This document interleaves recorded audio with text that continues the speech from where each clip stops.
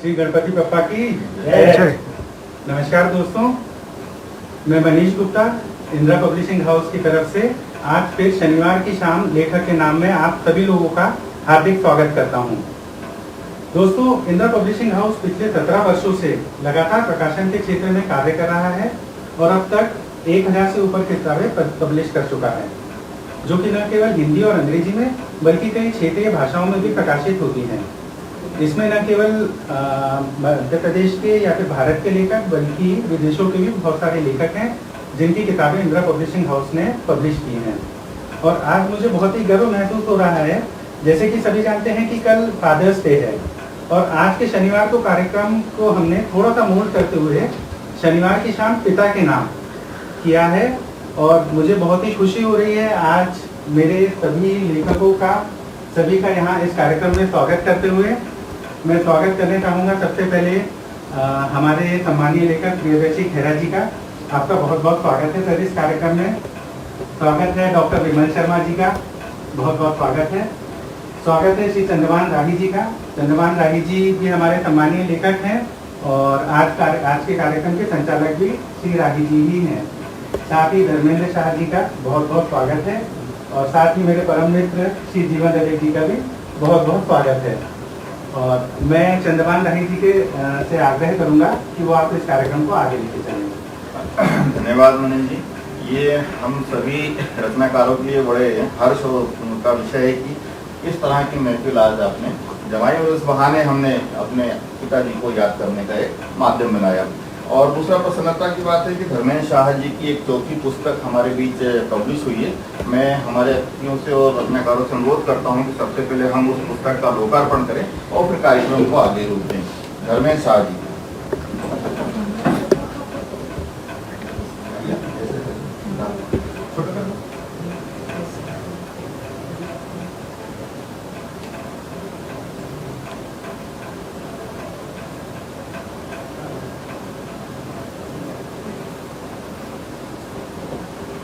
बहुत बहुत धन्यवाद। माँ घर की अध्यापिका पिता बने प्राचार्य। माँ घर की अध्यापिका पिता बने प्राचार्य, बच्चों ने अपना लिए सद्विचार सद्कार्य। देश को पिंजरा मुक्त करने का स्वप्न देखने वाले श्री धर्मेंद्र शाह जी अपनी टीम के साथ पंख को साकार कराने का सपना संजोए आगे बढ़ रहे हैं। इस छोटे से कमरे में हमें बंद कर दे तो क्या हमें आनंद आएगा? एक प्रश्न है जो अपना मूर्त ले रहा है। ठीक उसी तरह से पक्षियों को पिंजरे में कैद करने से उनकी स्वतंत्रता समाप्त हो जाती है। आपने नाटक और कविताओं का लेखन भी किया है, अब निरंतर लेखन कर्म से जुड़ रहे हैं। मैं इन दो पंक्तियों से आपको आवाज देता हूँ आपकी कविता के लिए कि माँ की बिंदी है पिता, माँ की बिंदी है पिता, माँ का है सिंदूर, माँ के सपनों के वही चमकदार है नूर। श्री धर्मेंद्र शाह जी अपनी कविता का पाठ करेंगे। बहुत बहुत धन्यवाद सर, आप सभी को बहुत बहुत धन्यवाद। थोड़ा सा मैं चालू करने से पहले अपने मिशन के बारे में बोलना चाहूँगा। लगभग हमको 22 साल हुए हैं मिशन पंख को, और बस हमने एक सपना देखा था कि एक दिन ये पूरा देश पिंजरा मुक्त हो, और उसकी पहला जो हमें सफलता मिली भोपाल को पिंजरा मुक्त करा के, उसमें मनीष भैया का बहुत ज़्यादा सहयोग है। बहुत बहुत धन्यवाद मनीष भैया। और कदम से कदम मिला के आपने साथ दिया, उसके लिए आपका धन्यवाद। और एक अगला बस पड़ाव यही है कि किसी तरह से हम भोपाल से बाहर निकले, और हम निकल भी रहे हैं। अभी हमने मुंबई, अहमदाबाद, पुणे, हैदराबाद में थोड़े छोटे स्केल पर स्टार्ट किया है। और इसी से साथ में मैंने थोड़ा सा लेखन भी चालू किया था कि पक्षियों को एक्चुअली जो तोता होता है उसको घर में बच्चे ही लेके आते हैं, तो बच्चों को अगर समझा दिया जाए तो शायद ये प्रथा बंद हो जाए।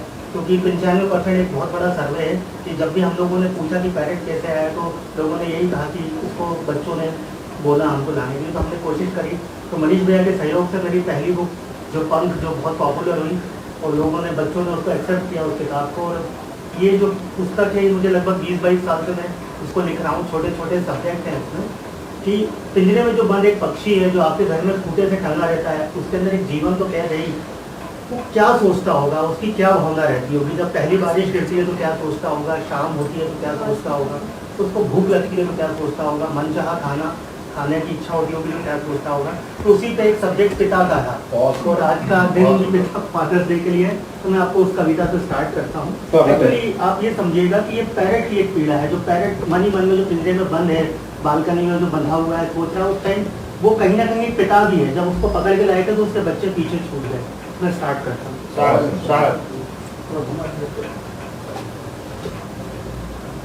मेरे भी अपने थे, मेरे भी सपने थे, मेरा भी घर था, मेरा भी परिवार था। रोज शाम जब घर आता था, अपने बच्चों को देखकर सोचता था कि वक्त रुक जाए और मैं अपने बच्चों की बाहों में कैद हो जाऊं। आपने मेरी सुनी और मैं कैद हो गया पिंजरे में। अब मेरी ज़िंदगी आपके ही घर में है। एक बात बोलूं, दिल से सुनना, मुझे मेरे बच्चों की बहुत याद आती है। पता नहीं कैसे होंगे, कहाँ होंगे। उनका पता मिल जाए तो मुझे बता देना, क्या हालचाल है ये बता देना। एक पिता जो आपके घर में पिंजरे में बंद है।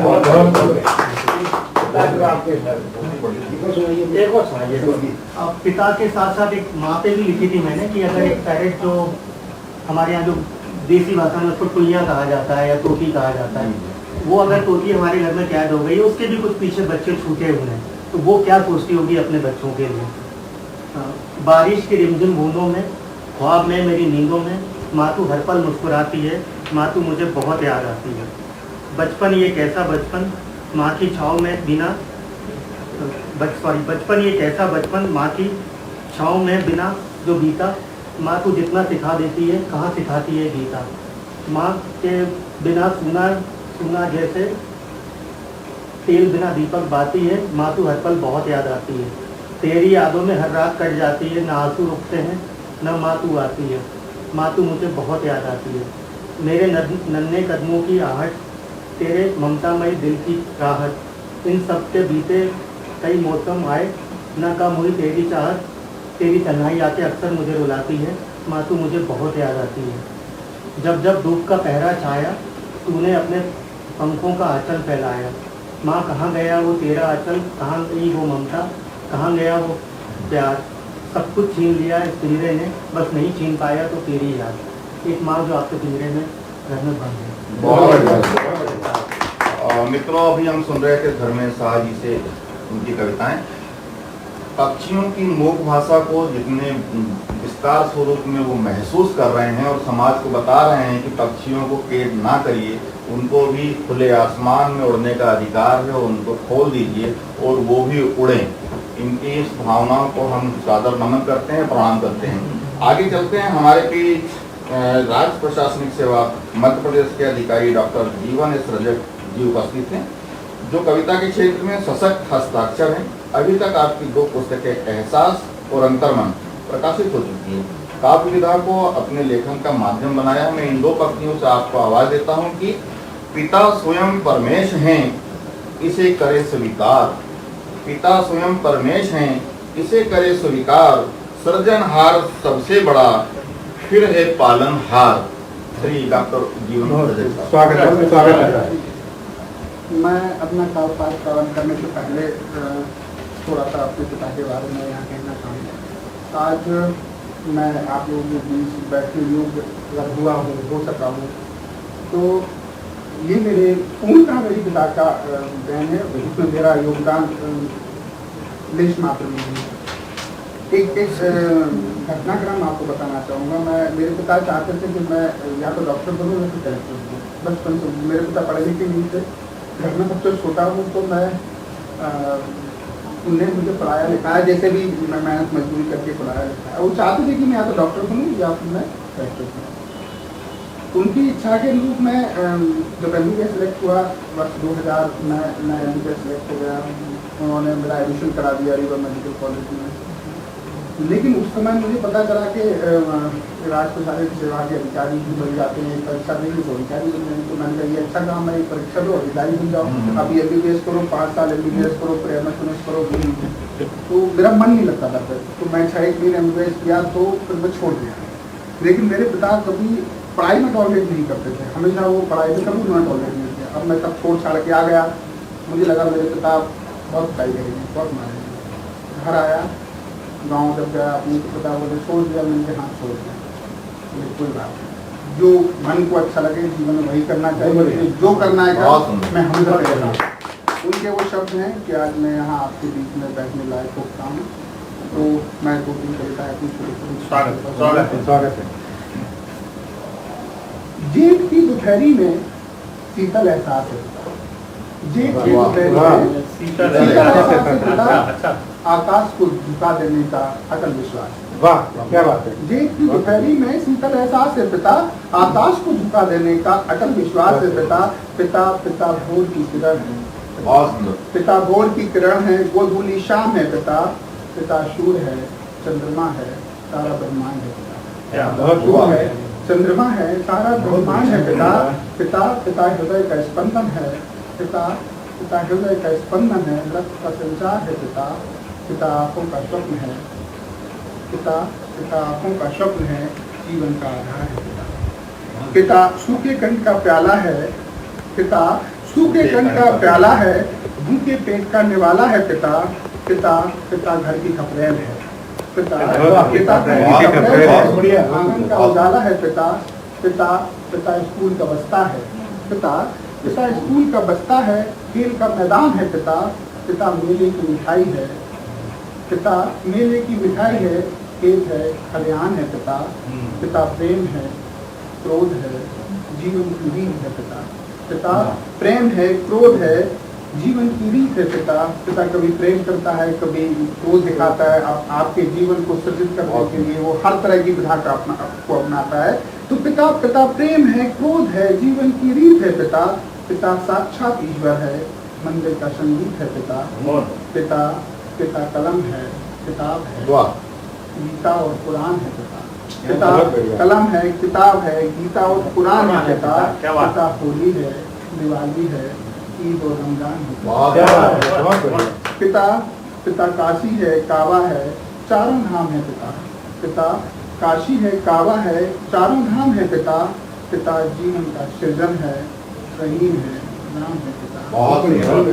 नाम है पिता। अंतिम पंक्ति सुनिएगा। पिता जीवन है, दर्शन है पिता, जीवन है, दर्शन है, प्रत्यक्ष है, परोक्ष है पिता। पिता आदर्श है, पुरुषार्थ है, धर्म है, कर्म है, मोक्ष है पिता। बहुत अच्छा है, मोक्ष है, बहुत बढ़िया।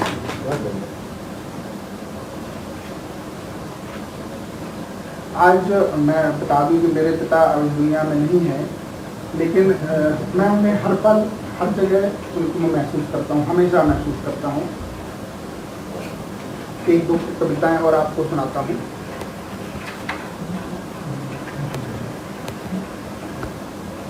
हे पिता, मैं तुम्हारा श्राद्ध कर्म नहीं करूँगा। हे पिता, मैं तुम्हारा श्राद्ध कर्म नहीं करूँगा पितृगण मुक्ति के लिए। शास्त्रों में मैंने पढ़ा है, ऐसा लिखा है शायद कि आपको श्राद्ध कर्म अगर आप करेंगे कभी पिता को मोक्ष मिलेगा। हे पिता, मैं तुम्हारा श्राद्ध कर्म नहीं करूँगा पितृगण मुक्ति के लिए। मेरा पूर्ण विश्वास है पिता हर मास की देह मात्र नहीं है। मेरा पूर्ण विश्वास है पिता हर मास की देह मात्र नहीं है, जिसे बांध सके यमराज मृत्यु के पास में। क्या बात है, बांध सके यमराज मृत्यु के पास में। पिता आदि से अंत तक सृष्टि की अटूट अभिव्यक्ति है। पिता आदि से अंत तक सृष्टि की अटूट अभिव्यक्ति है, जिसमें ब्रह्मांड का हर कण समाहित है। माता के गर्भ में प्रतिस्थापन से लेकर मृत्यु शैया तक की यात्रा में, माता के गर्भ में प्रतिस्थापन से लेकर मृत्यु शैया तक की यात्रा में जीवन का हर क्षण तुम्हारा ऋणी है। जीवन का हर क्षण तुम्हारा ऋणी है। मेरा ऐसा मानना है कि अगर आप अपने जीवन का प्रत्येक क्षण भी अगर माता पिता की सेवा में लगा दें, उनके स्मरण में लगा दें, तो भी उनका ऋण उतार पाना कदाचित संभव नहीं है। तो माता के गर्भ में प्रतिस्थापन से लेकर मृत्यु शैया तक की यात्रा में जीवन का हर क्षण तुम्हारा ऋणी है। मेरे रक्त की हर बूंद, हर सांस तुम्हारी ऋणी है। हे पिता, तुम शाश्वत थे। मेरे हृदय के प्रत्येक स्पंदन में अभी भी तुम हो, सिर्फ तुम। अभी भी तुम हो, सिर्फ तुम। मैं नहीं जानता धर्म ग्रंथों में क्या लिखा है, मैं नहीं जानता धर्म ग्रंथों में क्या लिखा है। मुझे सिर्फ इतना पता है कि सहस्त्रों जन्म लेकर भी जीवन का प्रत्येक क्षण तुम्हारे स्मरण में गुजार दूं, यद्यपि तब भी संभव न हो सकेगा तुम्हारा ऋण उतार पाना। अगर आप लोगों की अनुमति हो तो एक जो सबसे प्रिय कविता है वो मैं आपको, ये सारी प्रिय कविताएं हैं, जो लिखा है वो प्रिय वो सब प्रिय है। पिता आज मेरे इस दुनिया में नहीं है, लेकिन मैं मुझे नहीं लगता कि वो इस दुनिया में नहीं, मैं उनको हर पल हर क्षण अपने सामने अनुभव करता है। हे पिता, लोग कहते हैं तुम नहीं रहे। हे पिता, लोग कहते हैं तुम नहीं रहे, लेकिन मुझे पूरा यकीन है तुम मुझे छोड़कर जा नहीं सकते। वाह। हे पिता, लोग कहते हैं तुम नहीं रहे, लेकिन मुझे पूरा यकीन है तुम मुझे छोड़कर जा नहीं सकते। तुम मेरे आसपास ही हो कहीं, तुम मेरे आसपास ही हो कहीं, तुम्हारी आहट गूंज रही है कानों में, मानो हाथ थाम कर तुम दिखा रहे हो मुझे जीवन का सही रास्ता। बहुत सुंदर। मानो हाथ थाम कर तुम दिखा रहे हो मुझे जीवन का सही रास्ता। मेरा विश्वास हो तुम, जीवन आधार हो तुम, तुम्हारे बिना मैं कुछ भी ना रहूँगा सिवाय सिर्फ टूटे हुए पत्ते के। मेरा विश्वास हो तुम, जीवन आधार हो तुम, तुम्हारे बिना मैं कुछ भी ना रहूँगा सिवाय टूटे हुए पत्ते के। मेरी हर सांस में तुम हो, रक्त के संचार में तुम हो, ये दृष्टि भी तुम्हारी है जिससे मुझे दुनिया दिखा रहे हो। ये दृष्टि भी तुम्हारी है जिससे मुझे दुनिया दिखा रहे हो। तुम जो कहते हैं तुम नहीं रहे वो नासमझ हैं और झूठे भी। जो कहते हैं तुम नहीं रहे वो नासमझ हैं और झूठे भी। उन्हें मालूम नहीं शायद कि पिता कभी मरा नहीं करते। बहुत उन्हें मालूम नहीं शायद कि पिता कभी मरा नहीं करते। तुम तो जानते हो कि मैं तुम्हारा ही यक्ष हूँ। तुम तो जानते हो कि मैं तुम्हारा ही यक्ष हूँ। तभी तक हूँ जब तक तुम हो। जिस दिन तुम ना रहोगे मेरा वजूद खुद ब खुद मिट जाएगा। खुद ब खुद मिट जाएगा। मित्रों, अभी हम डॉक्टर जीवन सरैया साहब से उनकी कविताएं सुन रहे थे। हमारे रग रग में पिताजी का अंश विद्यमान है। इस भावनाओं को प्रकट करती हुई आपकी कविताएं, जिसके लिए हम साधुवाद देते हैं आपको। और आगे चलते हैं। अगले रचनाकार के रूप में हमारे बीच उपस्थित हैं साहित्य के लिए कई संस्थाओं से सम्मानित डॉक्टर विमल शर्मा जी। अपने गीत, गजल और काव्य विधा के माध्यम से लेखन करते चले आ रहे हैं। आपकी चर्चित कृति है पत्नी पुराण, जो कई भाषाओं में प्रकाशित हुई है। आपका लेखन निरंतर गतिशील है। मैं इन दो पंक्तियों से आपको आवाज देता हूं कि पिता प्रेरणा पुरुष है, पिता ज्ञान की खान। पिता प्रेरणा पुरुष है, पिता ज्ञान की खान। पिता प्रदर्शक पथ बने, पिता मृदुल मुस्कान। डॉक्टर विमल शर्मा जी, स्वागत है। आज पितृ दिवस पे जैसा कि मनीष जी ने प्रोग्राम रखा है, बड़ा अच्छा लगा। ये बहुत दिन बाद हम लोग मिल रहे हैं शायद कोरोना काल के बाद में। अत्यंत प्रसन्नता का अनुभव हो रहा है। पिता की जहाँ तक बात है, अभी मेरे पिता थे, नहीं रहे, मैं भी पिता बना, फिर मैं नाना भी बन गया, बाबा बन गया। तो पिता की बहुत सारी सीढ़ियाँ मुझे पता है क्या क्या होती हैं। उनमें जो सबसे अच्छी सीढ़ी है वो जब हम छोटे थे तब पिता क्या था वो मुझे सबसे ज़्यादा पसंद है। उसी पे कुछ पंक्तियाँ मैंने लिखी हैं तो आपको पेश करता हूँ। बचपन में जब भी मैं रोया गले लगाया पापा ने। बचपन में जब भी मैं रोया गले लगाया पापा ने। पगमग डगमग चलते कैसे मुझे चलाया पापा। पगमग डगमग कैसे चलते मुझे चलाया पापा ने। खेल खेलते और कूदते जब भी मैं गिर जाता था। वाह। खेल खेलते और कूदते जब भी मैं गिर जाता था। जब भी चोट लगी मुझको मरहम लगाया पापा ने। बहुत सुंदर। जब भी, अब वो चोट कैसी भी हो सकती है, बिल्कुल अंत तक। प्राइमरी कक्षा में पढ़ने जब स्कूल में जाता था, मुझे मतलब अपने जीवन की सत्यता याद है जी। प्राइमरी कक्षा में पढ़ने जब स्कूल में जाता था, काखा गागा पढ़ना लिखना मुझे सिखाया पापा ने। क्या बात है। बहुत अच्छा। काखा गागा पढ़ना लिखना मुझे सिखाया पापा ने। और जब भी मम्मी मुझे डपटने मेरे पीछे आती थी। जब भी मम्मी मुझे डपटने मेरे पीछे आती थी। आगे बढ़ गोदी में लेकर मुझे बचाया पापा। आगे बढ़ गोदी में लेकर मुझे बचाया पापा ने। और ये आखिरी शेर है इसका। श्वान भौंकते घर के बाहर में इतना डर जाता था। श्वान भौंकते घर के बाहर मैं इतना डर जाता था। लाठी लेकर हाथ दौड़कर उसे भगाया पापा। अब एक क्योंकि पापा तो हुए हैं, अब चूंकि मैं उस समय से आज की स्थिति में आ जाता हूँ। बचपन के जो दिन मेरे याद आते हैं, मैं उन बचपन के दिन को याद दिला रहा हूँ आपको। इसको मैं तरह में सुनूंगा। बहुत बढ़िया। आनंद आ मजा जाएगा। देगी। इसका शीर्षक है याद बहुत आते हैं हमको बचपन वाले दिन। सुनिए, पेश कर रहा हूँ। याद बहुत आते हैं हमको बचपन वाले दिन, याद बहुत आते हैं हमको बचपन वाले दिन, अब तो बीत चुके हैं अपने बचपन वाले दिन। क्या बात है। याद बहुत आते हैं हमको बचपन वाले दिन, अब तो बीत चुके हैं अपने बचपन वाले दिन, और फिर याद बहुत आते हैं हमको रोजाना, फिर याद बहुत आते हैं हमको रोजाना, चूड़ीदार पजामा टोपी अचकन वाले दिन। फिर याद बहुत आते हैं हमको रोजाना, चूड़ीदार पजामा टोपी अचकन वाले दिन, अब बरसों के बाद में आए स्वप्न सुहाने से, अब बरसों के बाद में आए स्वप्न सुहाने से, काजल बिंदिया मेहंदी चूड़ी लटकन वाले दिन। क्या बात है, बहुत बढ़िया। अब बरसों के बाद में आए स्वप्न सुहाने से, काजल बिंदिया मेहंदी चूड़ी लटकन वाले दिन, अब कल ही की सी बात है वो जुल्फों को लहरा कर, मेरी काफी बड़े थे। कल ही की सी बात है वो जुल्फों को लहरा कर, आंख मिला के महबूबा से झटकन वाले दिन। बहुत बढ़िया। कल ही की सी बात है वो जुल्फों को लहरा कर, आंख मिला के महबूबा से झटकन वाले दिन, करे ठिठोली करे ठिठोली भौजाई से नंदी रोजाना, करे ठिठोली भौजाई से नंदी रोजाना, पानी भर लाए कुएं से मटकन वाले दिन, पानी भर लाए कुएं से मटकन वाले दिन, नजरों में वो चेहरा अब तक खूब सजोया है, नजरों में वो चेहरा अब तक खूब सजोया है, देख के जिसको बढ़ जाती थी धड़कन वाले दिन, देख के जिसको बढ़ जाती थी धड़कन। इसमें काफी मिलाने में कभी दिक्कत नहीं थी। तन्हाई में याद प्रिय की जब जब आती थी, तन्हाई में याद प्रिय की जब जब आती थी, फिरते थे हम मैखाने में भटकन वाले।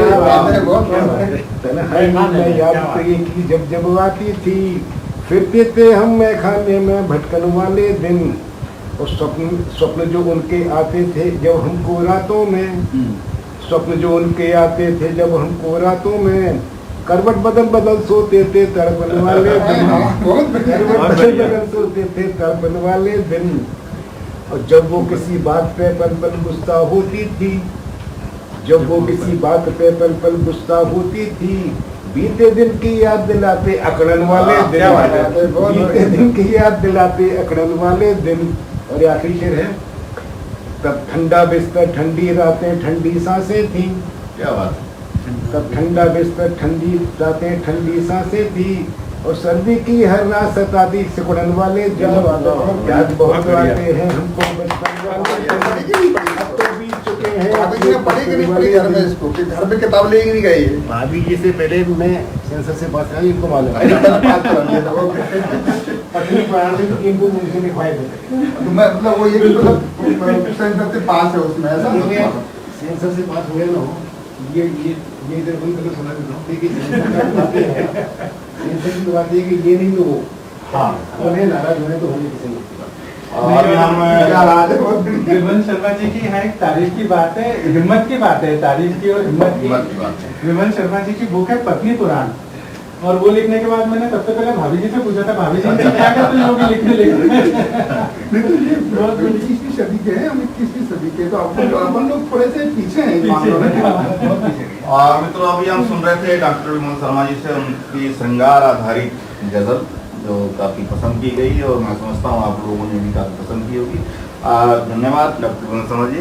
हम अगले रचनाकार के रूप में आमंत्रित करने जा रहे हैं, जिनकी पुस्तक है नदी रेगिस्तान हो गई की अपार सफलता के बाद, काव्य संग्रह नगीना बाबू, व्यंग संग्रह नगीना बाबू, गजल संग्रह पानी पर नाम लिखा ना करूँ प्रकाशित हुआ, जिसे पाठकों ने खूब सराहा।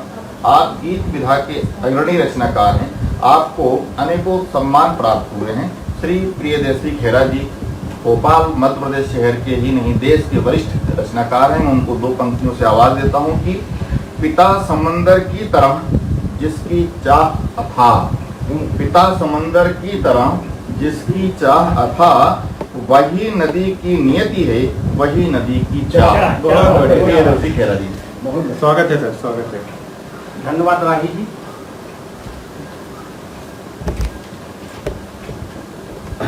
धन्यवाद श्री राही जी।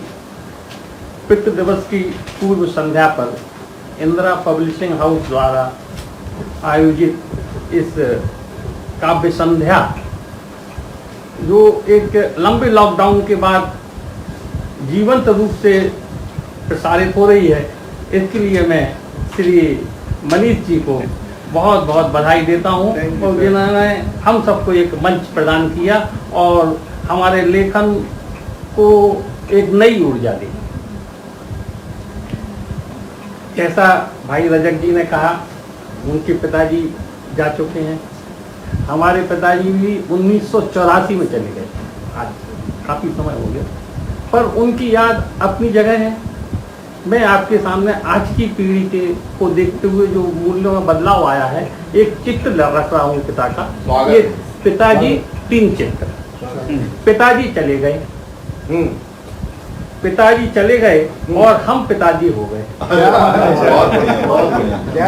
पिताजी चले गए और हम पिताजी हो गए। अब बेटे जब हमसे आंख मिलाते हैं तो दीवार पे टंगे पिताजी मुस्कुराते हैं। और जब बेटे हमसे आंख मिलाते हैं तो दीवार पर टंगे पिताजी मुस्कुराते हैं। कभी कभी लगता है वे फ्रेम से बाहर आएंगे। कभी कभी लगता है वे फ्रेम से बाहर आएंगे और हमें समझाएंगे, बेटा जैसा करोगे वैसा कभी कभी लगता है वे फ्रेम से बाहर आएंगे और मुझे समझाएंगे, बेटा जैसा करोगे वैसा भरोगे। अपने बेटे से कहो रात बहुत हो गई है सो जाए। अपने बेटे से कहो रात बहुत हो गई है सो जाए। कंप्यूटर बंद करे बिजली बुझाए बिल बहुत आएगा। कंप्यूटर बंद करे बिजली बुझाए बिल बहुत आएगा। पर वह नहीं समझ सकेगा। ना पहले हम समझे थे, ना अब बेटा समझता है। लगता है इतिहास प्रश्न पलटता है। ना पहले हम समझे थे, ना अब बेटा समझता है। लगता है इतिहास प्रश्न पलटता है। अब एक दूसरा चित्र देखिए जी। एक दिन घर में था पार्टी का आयोजन। एक दिन घर में था पार्टी का आयोजन। मद्यपान के साथ था सामिस भोजन। तभी पिताजी आए ध्यान। वे फ्रेम से हो गए थे अंतर्ध्यान। तभी पिताजी आए ध्यान। वे फ्रेम से हो गए थे अंतर्ध्यान। कांच पर लिख गए थे हो सके तो हमें माफ करना बच्चे। हो सके तो हमें माफ करना बच्चे।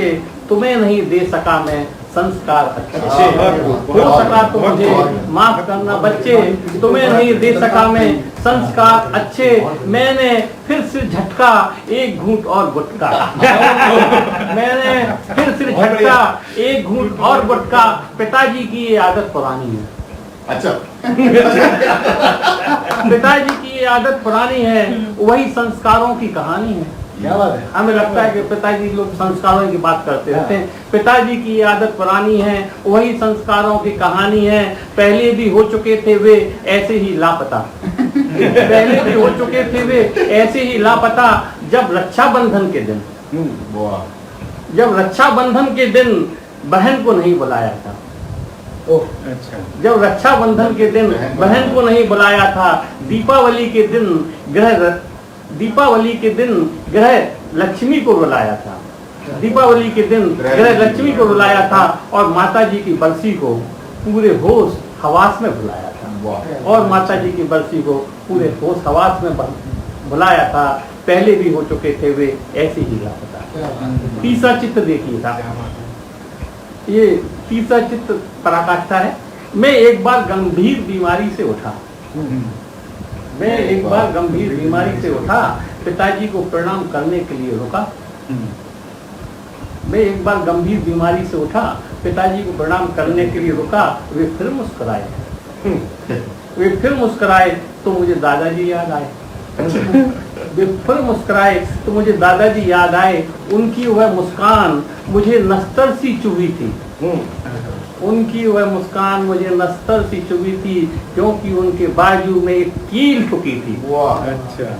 उनकी वो मुस्कान मुझे नस्तर सी चुभी थी, क्योंकि उनके बाजू में एक कील ठुकी थी। मैं कभी कील देखता तो कभी पास खड़ा बेटा। मैं कभी कील देखता तो कभी पास खड़ा बेटा। यह कैसी व्यवहारिकता है, यह कैसी व्यवहारिकता। सचमुच आज पिताजी बहुत याद आए। सचमुच आज पिताजी बहुत याद आए। सचमुच आज पिताजी बहुत याद आए। बहुत बढ़िया। एक दूसरी हम वहाँ नहीं टंगे इसलिए यहाँ आए। इसलिए एक दूसरी छोटी सी एक गजल सुनाता हूँ। स्वागत शर्मा जी, आपको समझता है? इरशाद। अम्मा का विश्वास थे पापा, अम्मा का विश्वास थे पापा, बच्चों की भी आस थे पापा। अम्मा का विश्वास थे पापा, बच्चों की भी आस थे पापा। दिवाली की रौनक थे तो, दिवाली की रौनक थे तो होली का उल्लास थे पापा। दिवाली की रौनक थे तो होली का उल्लास थे पापा। और मंदिर की मूरत के जैसे, मंदिर की मूरत के जैसे सबसे ज्यादा खास थे पापा। मंदिर की मूरत के जैसे सबसे ज्यादा खास थे पापा। और मिट्टी पत्थर के इस घर में, मिट्टी पत्थर के इस घर में, मिट्टी पत्थर के इस घर में जीवन का एहसास थे पापा। मिट्टी पत्थर के इस घर में जीवन का एहसास थे पापा। ढूंढो उनको खो जाएंगे, रजक जी, ढूंढो उनको खो जाएंगे, पल भर पहले पास थे। ढूंढो उनको खो जाएंगे, पल भर पहले पास थे पापा। अम्मा धरती जैसी थी तो, अम्मा धरती जैसी थी तो सिर ऊपर आकाश थे पापा। सिर ऊपर आकाश थे पापा। अम्मा का विश्वास थे पापा, बच्चों की भी आस थे पापा। अम्मा का विश्वास थे पापा। धन्यवाद। बहुत बढ़िया। शास्त्रों में माँ को धरती, पिता को आकाश ही कहा गया है ही, कहानी में है ही। साक्षात देखना दोनों आपके सामने इसी जीवन से सबका बहुत ही सुंदर पिता के ऊपर कविता पाठ रहा।